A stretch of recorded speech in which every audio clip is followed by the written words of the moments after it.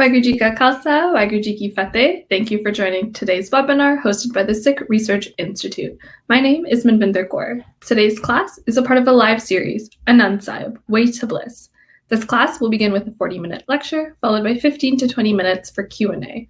So please drop your questions in the chat box and be sure to include your name and city. Our instructor for this course, who I'm sure you're very familiar with, is Surinder Bal Singh. He is a researcher in Sikh studies. He works at the Sikh Research Institute, where he develops curriculum, presentations, and research papers on Sikh history and culture. Please welcome Surinder Bal.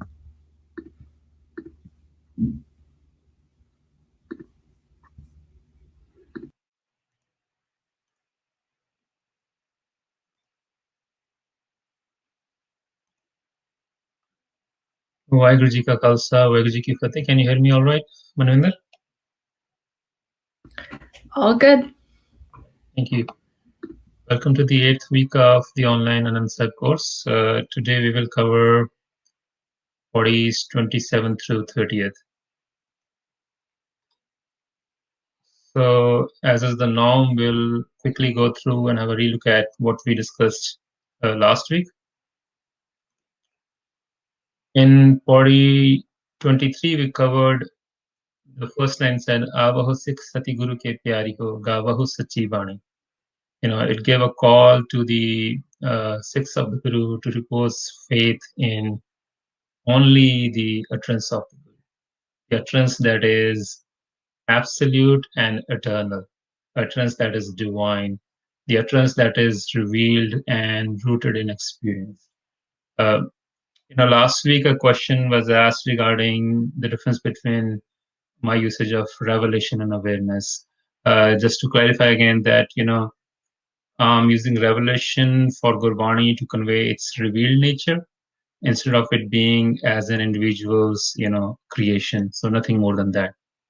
So that revelation, ultimately, when we engage with that, results in awareness. That's how, in our context, revelation is different from awareness.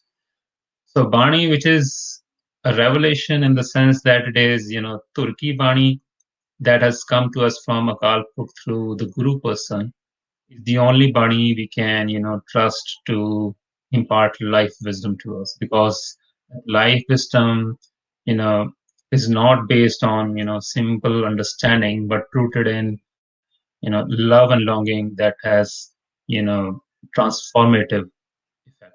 Understanding, in itself does not necessarily lead to change in life. For instance, people know smoking is not good for health, yet they're not able to, give up smoking.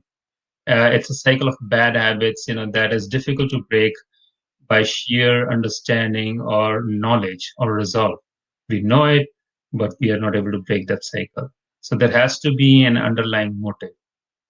So that is what I think Gurbani provides us in the form of instilling love and longing for Bhagavad.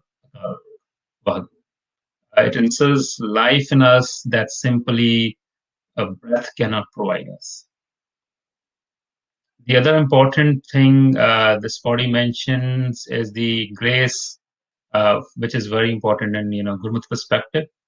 So if we have figured out that it is very important for us, Gurbani is really critical in our life, let's pray for it, let's beg for it. And lastly, another important point in the body was regarding what is drinking immortality for us. This idea of immortality, Amrit, keeps coming back again and again.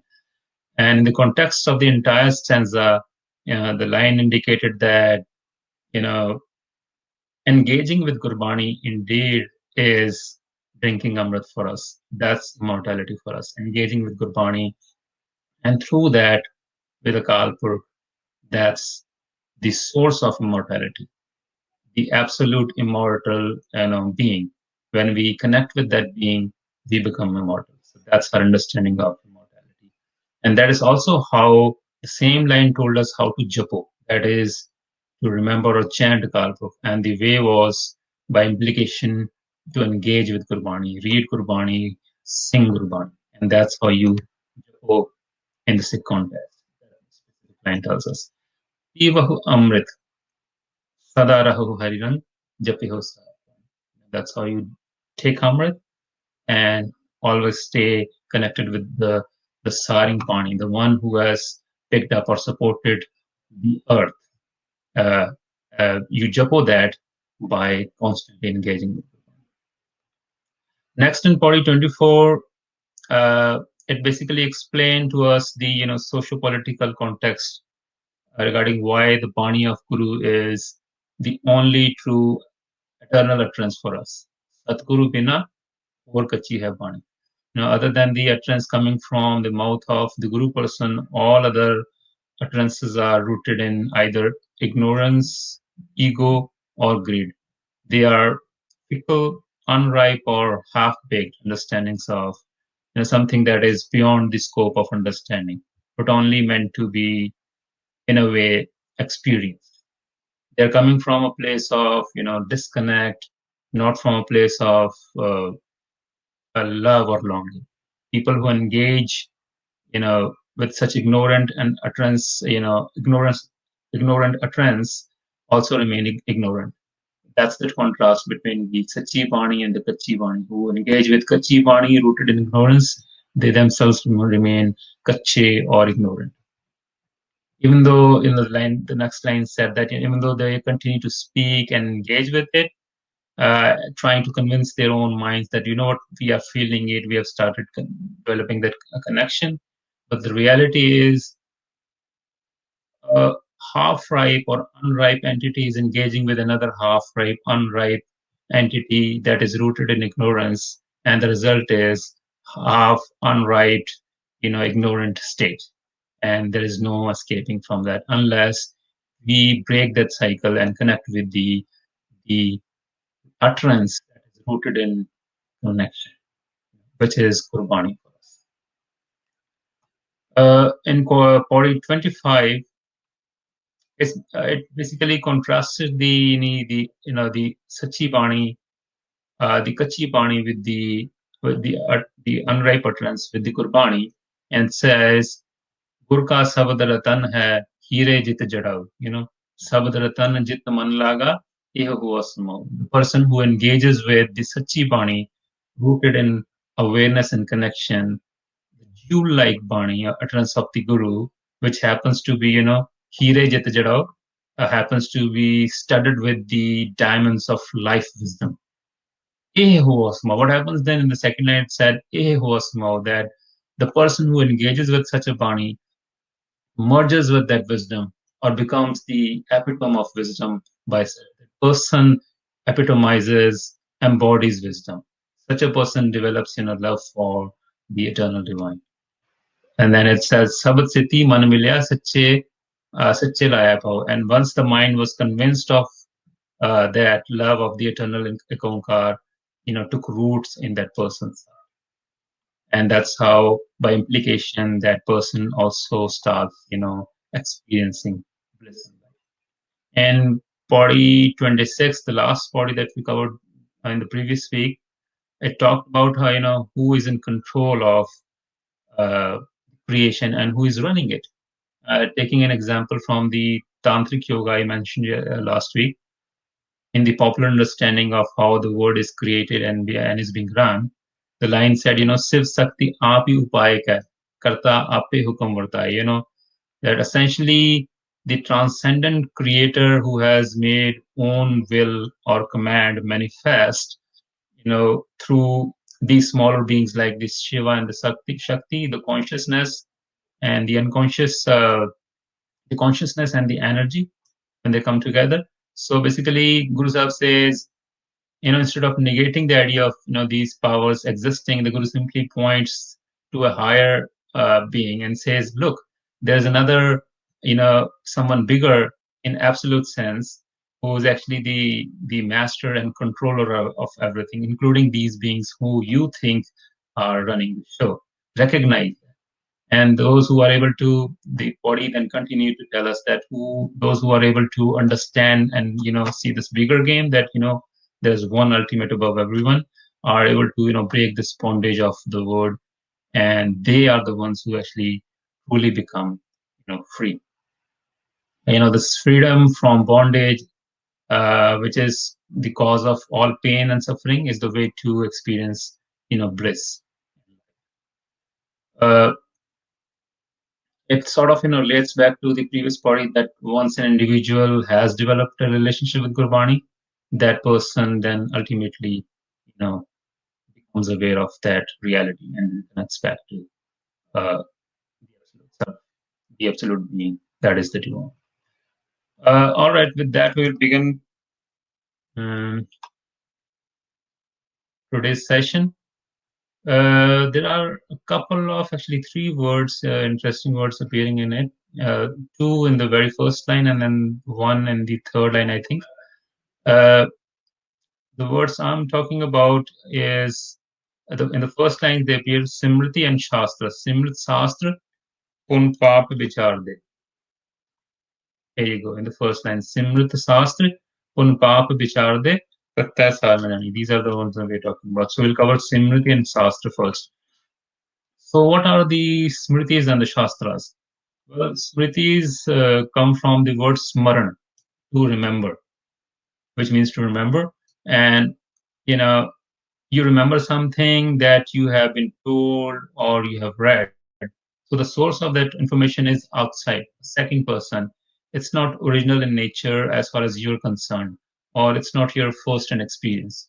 So any piece of literature or information whose origin is not experience, the or which is not a product of divine revelation, is called smriti in the Hindu tradition. It is in contrast to the Vedas, which we covered in the beginning, which fall under the category of Shruti. So there are two words in it, Shruti and Smriti. Shruti is something that you hear, something uh, uh, which is a product of the first-hand experience or revelation. So Shruti is used in that context. So Vedas are considered Shrutis, and they're like considered the authoritative thing. And Smritis are the ones that are basically passed on wisdom. So they're not that authoritative in nature. So Smriti literature elaborates and interprets and codifies Vedic thought. So it's basically a sort of a commentary on the Vedic thought or the Vedic text, being a derivative in nature, and that's why it's also less authoritative. Smritis basically includes the Vedangas, the angs of Vedas, different aspects of Vedas, and basically they talk about the subjects that you're required to understand the various aspects of the Vedas, like the grammar, its meters, phonetics, etymology, etc. Uh, but Smritis also include religious manuals known as Kalpa Sutras and so on. There are so many sutras, and also the compilations of the ancient myths and legends and histories regarding the deities and the gods are called Puranas. And then there is also a category of epics, Ramayanas and Mahabharata you've heard of, the myths. It falls in the category of history, Itihasa.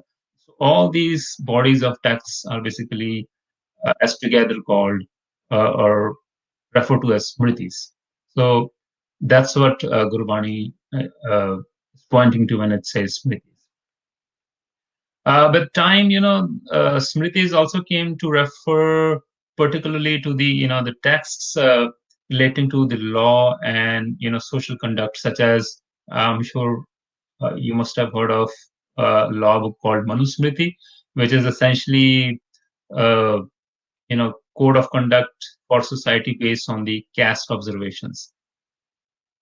In addition to that, there's another word used that's right next on the right hand side column, Shastras, Simrita Shastra.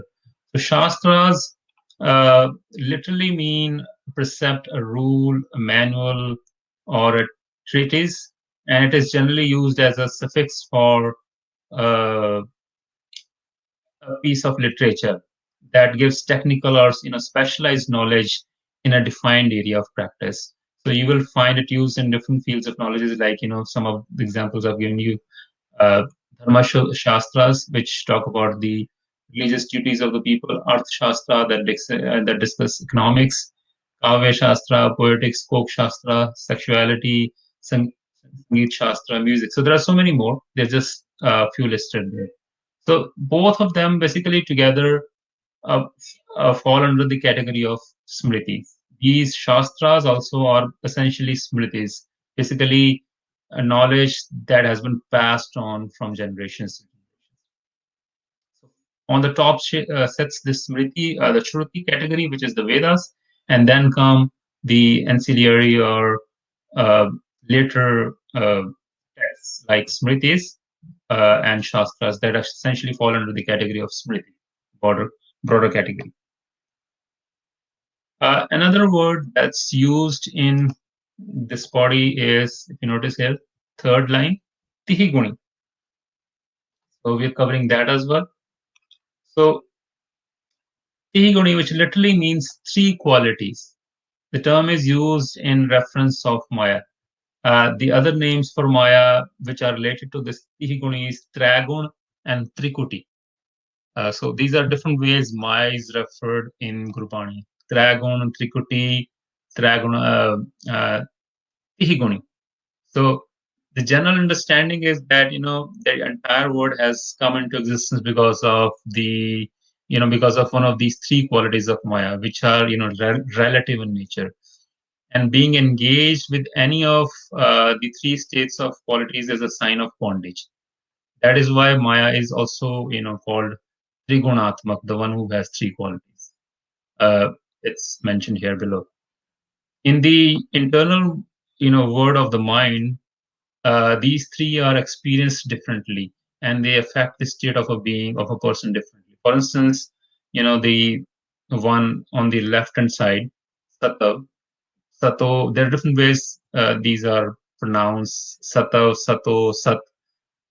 Basically, Satav signifies equilibrium and serenity in life. It manifests in the form of individual qualities like purity, compassion, wisdom, knowledge, etc.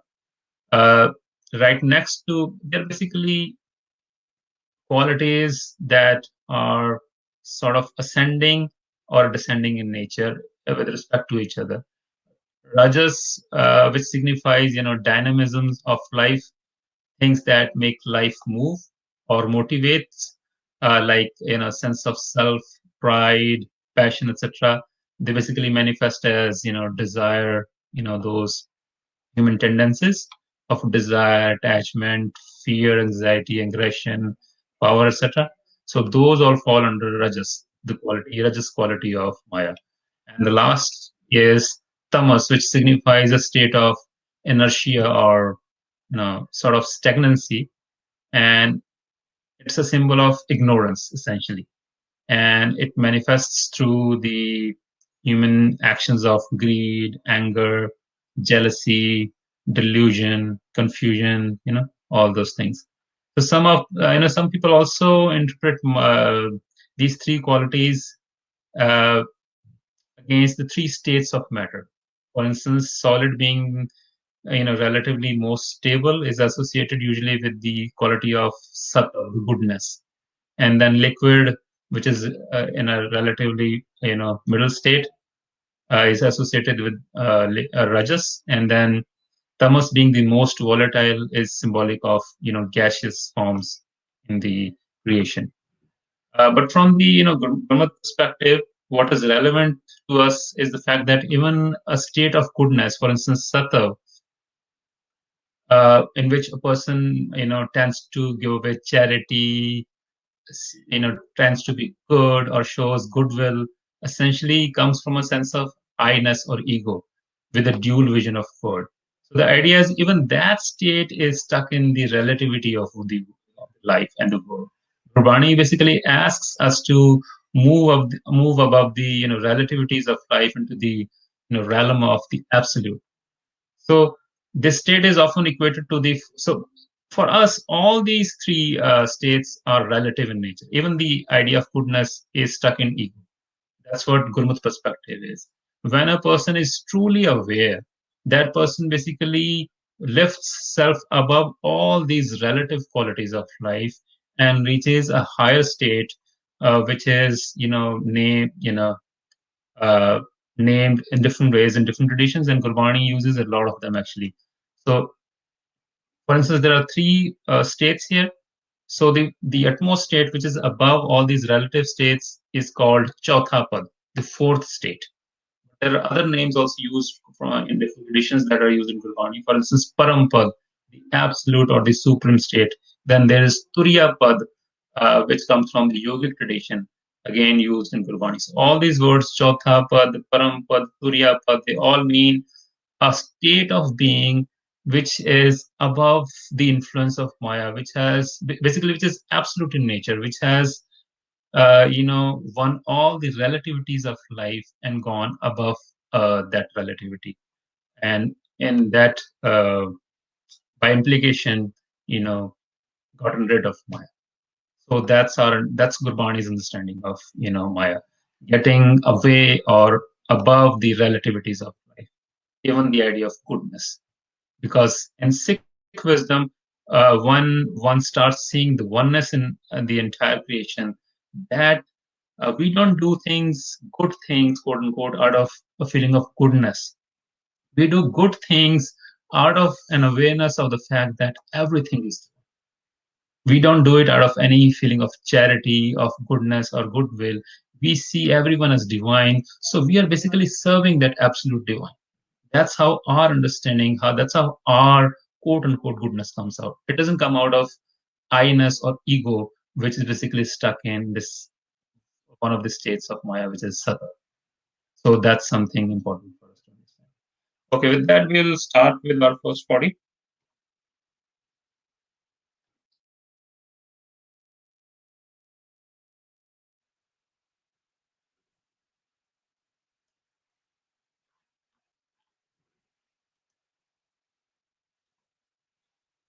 Okay.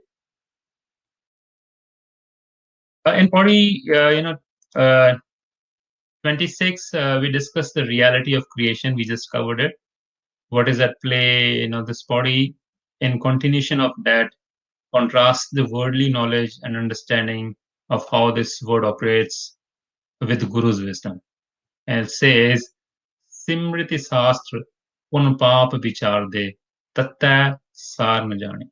Various religious texts like the Smritis and the Shastras, they basically elaborate on, difference between the good and the bad, the gratuitous deeds and, the quote unquote sin, paap. But no one is able to, understand the reality. Now, from a Gurmukh perspective, it has, multiple implications for us. One is that these texts are essentially about, you know, as I alluded to when I was discussing them, that about law and the codification of, human conduct. They are rooted in the formulas and formulaic prescriptions. They work the other way around. They are about, taming the human behavior without addressing the root cause of negative, human behavior. Secondly, when the question of pop and pun appears in the context of these texts, there's another, elephant sitting in the room that we have to acknowledge and address, which is the caste. It is, even though Sikhi, everyone knows, doesn't recognize, doesn't acknowledge, it's not uh, in favor of caste, but still we follow caste. And that's the big elephant in the room. So whenever we discuss these texts, there is a huge casteist connotation to it, which we need to acknowledge. Now here, papun do not simply mean good or bad. If we take that context into perspective, it is attached to the baggage of caste, and how labor is segregated in the society based on caste, where a person's work or profession and status in a society is determined by birth, not by their conduct or behavior. For instance, smriti we just discussed. So one of the smritis, one of the better known smritis, uh, is manusmritis, and it talks about what is righteous for a person, what is one's religious duty based on their caste status in a society. For example, a brahman's duty is to, I've discussed this multiple times, is to read and interpret the scriptures, that is the Vedas. The duty of supposed duty of a Kshatriya is to wage war for righteousness. Similarly, Vaishya's duty is to engage in a gainful activity like business and so on. Now, this system of status determination based on birth is absolutely abhorrent and anathema to Sikhi. It is one of the most rigid, the most self-perpetuating ways of human-to-human subjugation and slavery. And also, all these texts, they discuss these ideas of pap and pun. Whenever even when they're talking about pun, righteousness, what is morally, religiously correct to do, they are stuck in this idea of ego. They are stuck in the relativities of life. They're stuck with ego, desire for power. That's what the line is saying, which the body will discuss later. You know, they reflect and even prescribe what is right for a person and what is not, but still no one is able to understand because of the reasons I just mentioned, because their motive is something else. तत्तै सार न जानी सिमृत शास्त्र पुन पाप विचार दे तत्तै सार न जानी. People are not able to understand. Guru Bajao, without without the Guru, तत्तै सार न जानी. They are not able to understand. Tihi Guni, pointing to the Maya, the one which manifests through the three qualities, Rajo, Sattva, and Tamo, the line says that the word is under the influence of, basically, it tells why people are not able to understand the essence. And the reason for that is that these, just like, we talked about the deities, that Guru Bani says that all these gods are even the gods, supposed gods are under the influence of Maya. They're stuck in Maya. Similarly, it's a statement on on these religious texts. It says the line that the word is under the influence of the qualities of Maya, and if you're acting under the influence of supposedly better or higher qualities, you're still stuck in Maya. But the Gurmukh, or the wisdom-oriented person, is expected to rise above all the relativities of life in order to connect with the absolute Omkar. So people uh, who are delusional under the influence of these three qualities of Maya, they are not able to understand because their motive is something else. So the line says, "Tihi guni sansar pramasutta." Tihi guni, delusional under the influence of these three gun. Tihi gun sansar pramasutta. The word is sleeping in that delusion. Sutya ran vihani. While sleeping, in the sleep, the entire ran is night, vihani, is passing away, is passed away. Here the night is being used as a symbol of life, suggesting that our life is passing away in ignorance. But Gur Kripate Sejan Jage, through the Guru's grace, sage and jage, those individuals, in contrast to the ones who are stuck in Tihguni and sleeping under its influence, there are ones who Gurkil Pate, because of through the grace of the Guru, sage and jage, those individuals come out of the slumber, Jina Hari Mani Vasya, in whose heart Hari, the divine, resides. Bola hai Amrit Vani. And what is the sign? And how do you come to know about those people? Their sign is Bola hai Amrit Vani, who constantly utter, or they engage with the absolute utterance of the Guru. That's how they become aware, and that's how they break the cycle of bondage, and that's how they stay awake through the night of life. Nanak. Nanak says, despite of all these religious texts and their wisdom, like the Smritis and the Shastras, so that by only those individuals find the essence or able to understand what's happening in this world. Disno andin, who is in constant remembrance, live lage, live as connection. who is in constant connection, and then day and night, who have developed that connection or that remembrance of Hari Ekankar day and night. Those are the ones who are able to so tatapai, are able to find the essence, are able to understand what's going on. And Jagat Rehan, that's how they vihani, they spend their nights. How? By staying awake. The idea is to stay aware of your purpose, who you are, where you came from, what is the real purpose of your life, what should be your focus, how should you treat everything else in your around you, including your family, your profession, your work, and everything else. So once they're able to figure that out, whoever is able to figure that out with the grace of the Guru, who have in the previous, as the previous line said, bole hai Amrit Bani, who utter Amrit Bani and engage with it, who through that understanding are able to realize this sense. They are the ones who are truly aware and awake during this night-like life. So, so the body essentially reminds us that we already intellectually I discussed that know what is needed to be done in life, but the distractions in life, attachment to people around us, hunger for more, another promotion in job, more profit in business, all keeps us from actually doing what we want to do, or we just keep saying to ourselves, what, let's start tomorrow. You know, so essentially the point is that formulaic prescriptions based, you know, things are not going to help. They will formula based things never help, because I think everyone knows what's wrong with our lives. It's essentially the motivation that lacks. When we go to other people for help, when we go to Guru for help, we are essentially looking for motivation. We are just looking for company because we know somehow we are weak in tackling our negative tendencies, which we are very much aware of. It's not that we don't know.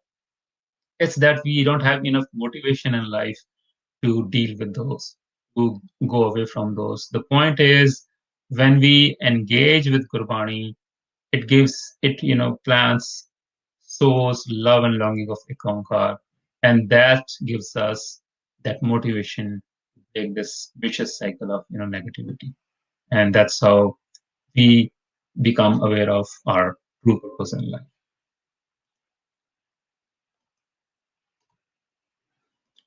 Second body.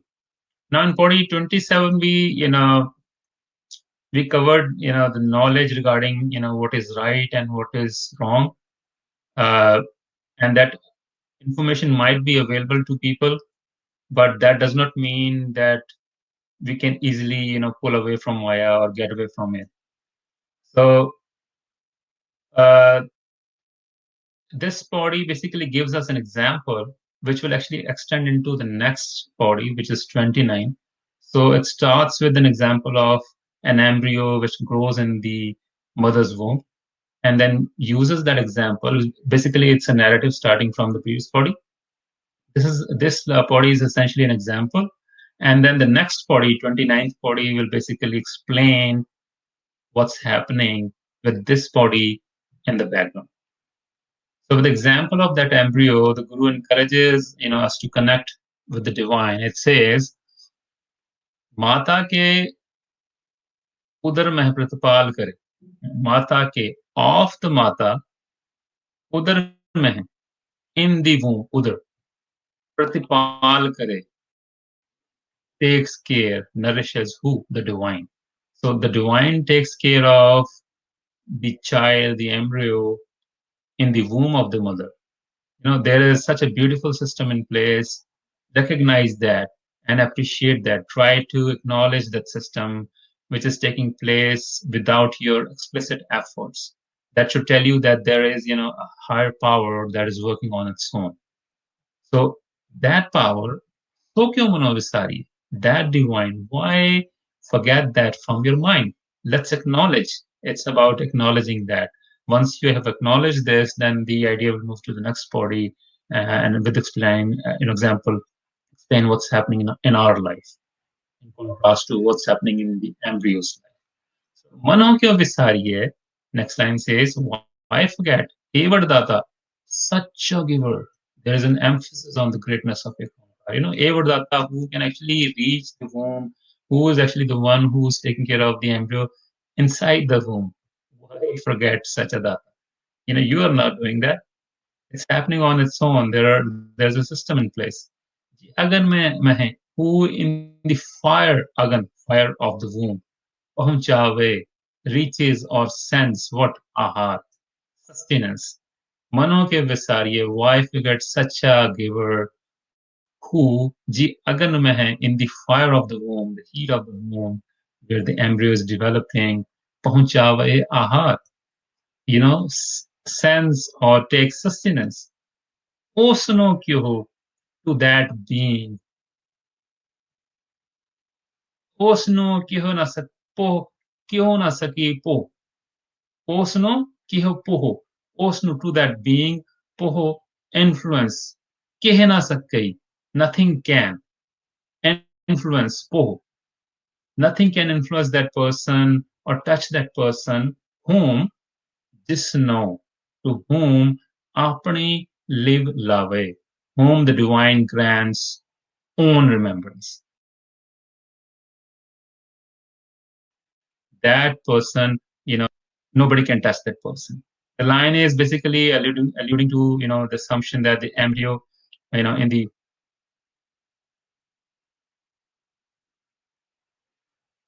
can you hear me?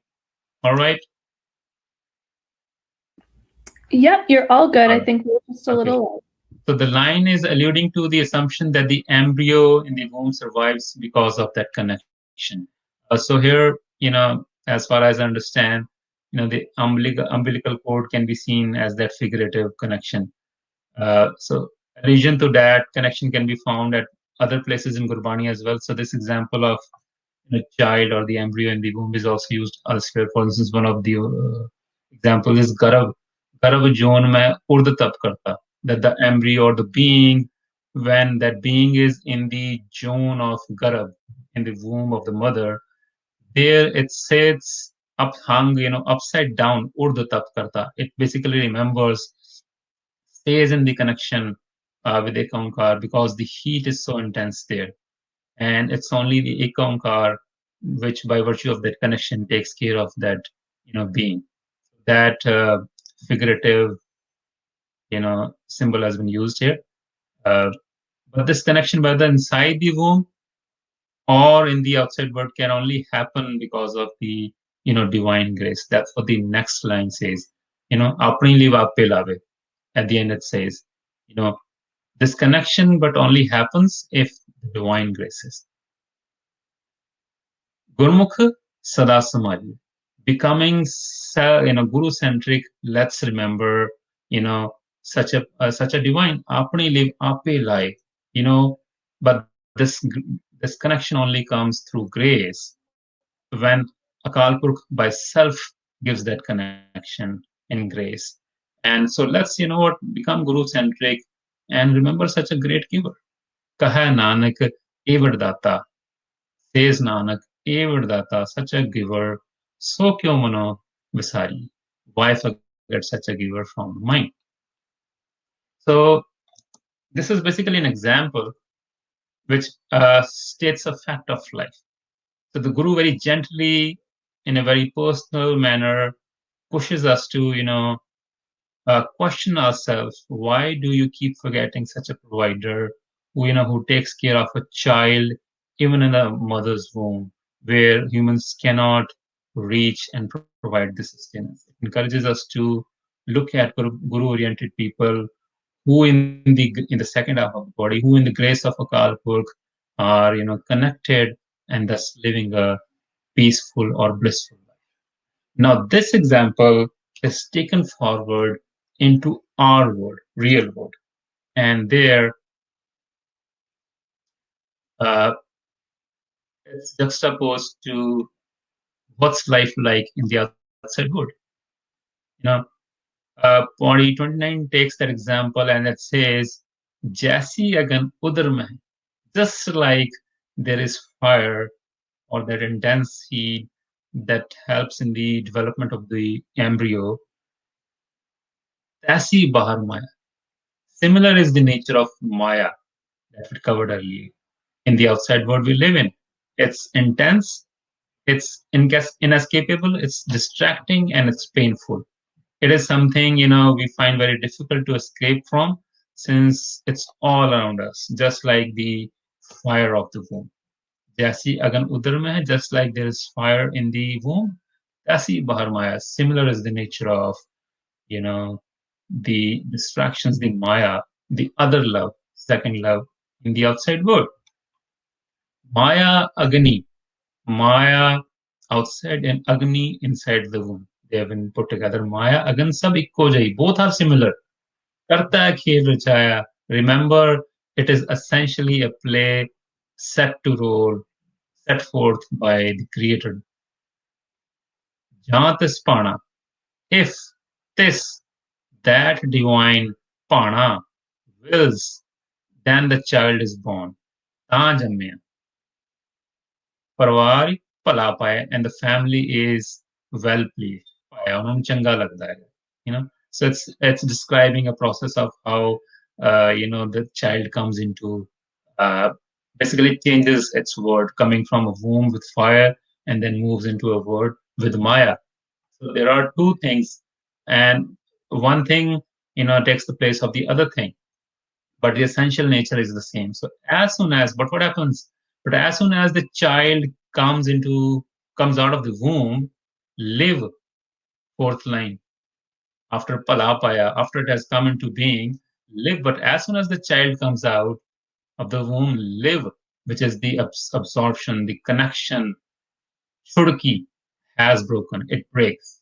Lagi Trishna. And what happens is anxiety strikes, implying the influence of Maya immediately takes over as soon as the child, opens the eyes and sees the world around. The child wonders, "Where am I?" Probably, and that connection which was there inside the womb, which was taking care of the child, it's instantly broken. Live chudki, that connection is broken, and the Trishna, the anxiety of Maya, takes over. The idea is that as soon as a person comes into this world, because this world is essentially made of the three qualities of Maya, that person is immediately attacked and influenced by the influence of Maya. So, quite interesting. And now comes an important line that explains to us, in simple terms, what does Maya mean in Gurbani, and we have covered it already. It's basically a definition of what is Maya. Since the previous line told us that the three qualitative Maya, comes into, effect as soon as the child comes up. So it says, and then it defines it. Maya, this other love, what is it? It is essentially something by which the divine is forgotten. Moh upja, attachment takes birth. Pau jalaya, and one is stuck with the other love or the second love, or love of the divine. So when the person under the feeling of having a separate identity independent from Akal Purkh starts seeing things different and apart from what they essentially are, which is like their divine, because everything exists within the divine, and then the person starts engaging with them or indulging in them as material things for various tastes of the body, and then develops a love for them separate from the divine. That's Maya for us. Now, within Gurbani, this idea of second love or other love, I'm not sure if I've mentioned, is typically described through three very specific phrases. Duja Pao, second love; Avra Sad, other taste; Hor Sad, other taste. But essentially, they mean the same thing, the love of the second or the other, separate from the divine. So, Duja Pao, second love; Avra Sad, other taste; Hor Sad, other taste. Both mean the same thing. These are the very typical phrases used in Gurbani to describe the state of, the other love. So anything that makes this happen is Maya. That's what Gurbani tells us. Kaha Nanak, Gur Prasadi, says Nanak, by the Guru's grace, Jina live lagi, those who have their consciousness absorbed in the divine, just like the embryo in the womb. Tini viche maya paya. They have found a Kalpurk, or they have attained that union. That idea of heaven and hell we talk about. When do we achieve that? Tini viche maya paya. They are united within, while being alive, while living in within the maya. That is why living in a normal householder's life, in an engaged life, but knowing the difference between a limited engagement and basically an indulgence in things to just for pleasures. So that's the difference we need to understand. And once we engage with the guru and we have developed that understanding, we are able to get away from the influence of Maya. So that's what the line was. This body was telling us. The body essentially told us that the influence of Maya is really strong. But remember that it is the creation of the divine itself. We have no two axes in this world. We don't believe in this idea of good and evil. The source of everything perceived, whether good or bad, is divine. In awareness, good aspects of divine or divine aspects of a person come out or manifest. And when a person is forgetful or is ignorant, then the opposite of that happens. So if negative tendencies are showing up in a person, that's because of the ignorance. It's not that the person is evil. Our understanding is that everything is divine. It's the disconnection that makes people behave or act negative. So those who, in the end, it said that those who in the Guru's grace are able to develop that one love of Ekankar are able to evade the pull of Maya, the other love, and thus they live a life of remembrance even while being engaged. Last party for today is party 30, and as we discussed, in party 28, we covered that Ekankar is the great giver, the Evardata, such a giver, such in a emphatic manner. It's stated there. And in addition to that, the previous party also explained how Ekankar is both the cause and the effect of everything. Maya is also created by Ekankar. So in a spirit of awe, that wow, Ekankar is Maya as well. But whoever understands this are able to escape and then experience that union. So in that spirit of awe, Podi 30 sort of highlights the grandness of the divine being, and encourages us to stay connected with the Kankar. It says, Hari Aap Amulak hai. Hari, who removes all suffering by self, is the most priceless thing. Mul na paya jai. Worth of Hari cannot be known. Mul na paya jai. Divine worth of the divine, excuse me, cannot be known. Kisse vitto, by any means or by anyone.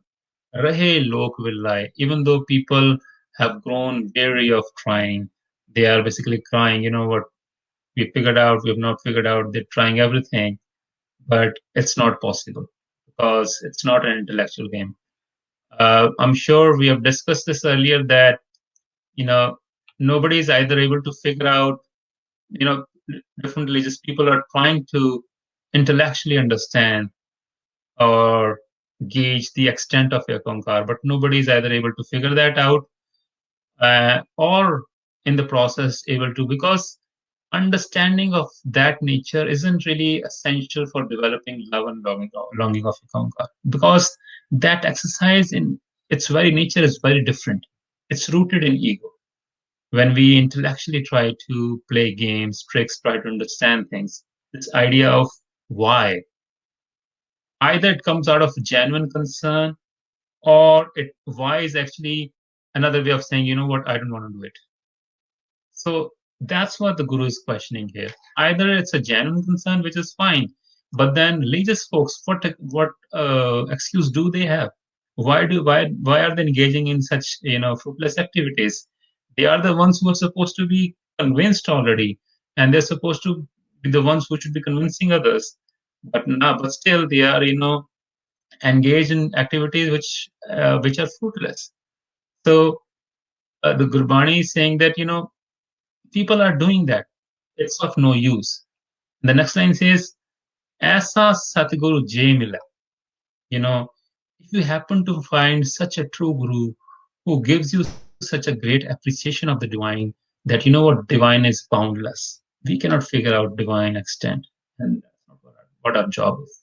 Who gives us the understanding of priority, like whether I need to understand the divine or engage in this fox, exercise of trying to understand the divine, or do I want to develop a love of my origin, so that I am able to become divine like, so that I am able to develop myself, so that I am able to become an embodiment of my own source, my best option. Do I want to do that? If I am able to understand that through the grace of the Guru, Aisa Satguru Jai Mila, then what should I do? This no sir Sompiye. Surrender, submit self to such a Guru. And then ਵਿੱਚੋਂ ਆਪ ਜਾਏ by eradicating ego from our own side. Surrender, matha tekana is not surrender. We go to Gurdwara and do that every day. I'm not encouraging you to not matha take, but the point is it's symbolic, it's a symbol. We are basically saying that, what, I submit to you. I give up my own understanding. I, from now on, no longer would adhere to my mind, not listen to my own mind. I will pay attention to what you tell me. I'll do what you tell me because I'm convinced, I've learned, I've realized that you are the ones, you are the absolute one, you are the one who really knows what's best for me. When I surrendering my ego, actually giving up my ego, actually surrender in that way, not just symbolically. That's real, surrendering. That's when I actually meet the Guru. That's when wisdom enters my mind. Before that, there's ego. Even though I'm reading Gurbani, the previous line said people are trying to continue to speak, but their ego is stopping them from actually engaging with that wisdom. And because of that, they're not able to imbibe it and change their life, because love doesn't take root in their heart because of that. Now, ऐसा सदगुरु जे मिला है, तिसनु सिर सौंपी है, विचो आप जाए, by giving up ego. Jisda jio, then what happens? Jisda jio, tis mil raha hai. To whom belongs your being? Jiv. Tis mil raha hai. It then comes, it stays in a state of union with that master. That being tis mil raha hai, continues to stay, or meets, or stays in that state of union with the master, who is the source of that. The idea is consciousness is aware. A person is always in a state of conscious awareness, remembrance. Har vasaman I, and that's the sign of Hari having come and having dwelt in the mind. Hari aap mulak hai, divine by self is priceless. Bhagat na ke nanka. Very fortunate are those, O Nanak, jin Hari pala pai, who attain the divine, who have the divine by their side. Now, this idea of pala pai, last two words, this word compound in the body, it's used in South Asian cultural context in so many different ways. Literally, a palla is the edge of a fabric of what you're wearing. If someone tells you a thing or an idea and says, uh, gives it to you to use it sometime later and ask you to just palle pauna, what they basically are saying that, what, keep that thing in mind, always remember it. It will help you later on. Similarly, if somebody gives you something and you roll it with the edge of the cloth and fasten it with a knot, you are basically palle ban rahe ho. ਤੁਸੀਂ ਉਸ ਗੱਲ ਨੂੰ ਚੀਜ਼ ਨੂੰ ਰੱਖ ਲਿਆ. So either it could be an idea. Symbolically, it means that you have kept that idea in your mind, or you have kept that thing with yourself to be used, later on. So in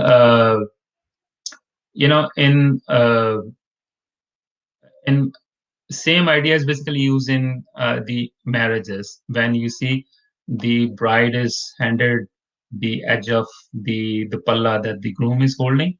So the idea is that, you know what, I have to develop a new relationship with my husband and nurture that relationship. Even though these practices are, rooted in patriarchy, but the Guru has basically used this paradigm to explain, our relationship with divine, that, what, I need to develop that relationship as well. So the line is essentially saying that Pagat Nakinanka, O Nana, great are the fortunes of those Jin Har Palapai. Ek Onkar has been put or placed in the fabric of home as, capital Ras. Apa Rahras padhte hain in the evening. Rah Ras, the capital of the Ras of the Rah, the lifelike journey that you will use. So Jin Har Palapai. Great are the fortunes of those individuals. I'm just trying to relate it to the Rehras idea that are the fortune of those who have understood the Guru's wisdom and they have basically rolled the Guru's wisdom and kept that wisdom close to their heart. And that is what having Hari Palle is. That's how when your Guru's instruction is always in your mind, always when you keep that in focus, knowing that this is the best and the most precious thing you can have, that's Pallepon. When you do that, you are of great fortune. That's when the Hari comes to, residing. So that's what this body was talking about. And the idea is, that if you have Ekonkar in your remembrance, you have the most precious thing with you. You are the richest person on the planet. And as a community, it's a very important lesson for us that if we as a together as Sangat recognize and stay connected to our Guru, we as a community will definitely grow in this world. So the Pauri extols the greatness of the Guru and asks us to, immediately surrender and submit to such a Guru, who gives us such a, great understanding of our life and our life purpose. So that's all for this week. We'll continue from 31st onwards in the next week. Waheguru Ji Ka Khalsa, Waheguru Ji Ki Fateh. We have a minute. Do we want to address any questions?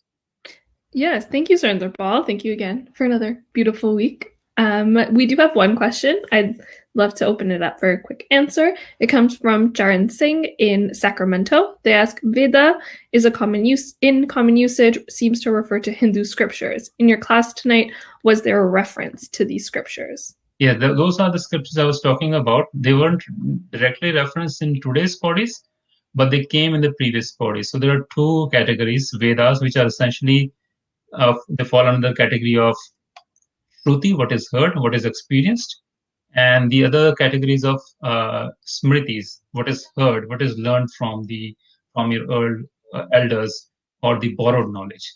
So those are the two categories used in the Hindu system. Vedas fall under the category of Shruti. Yeah, so we were discussing that as well. Amazing. Lovely. Thank you for that. Thank you again for another week, another illuminating session. And to all participants, thank you for all of your questions and for engaging. I know I love seeing some similar names, the same names come up. It's lovely that you join us every week. And to those questions that haven't been addressed in this session or in previous session, due to time constraints, I apologize. Please note that a recording of this live class will be available within 24 hours. Please tune in next week for the 9th week of this live course. Also, we are hosting bi-weekly webinars. Our next one is on June 29th, so Monday. Raj Karega Khalsa, the Khalsa and the Rule, a conversation on locating the Raj Karega Khalsa motto in the Sikh tradition, its meaning and understanding since the early 1700s. When did this motto become so controversial? And lastly, don't forget to tune in to the Sikhcast, a podcast produced by Sikhri, where we explore the various issues and events affecting Sikhs worldwide. Thank you for joining in. Today's live class will be ending now. Vaheguru Ji Ka Khalsa, Vaheguru Ji Ki Fateh.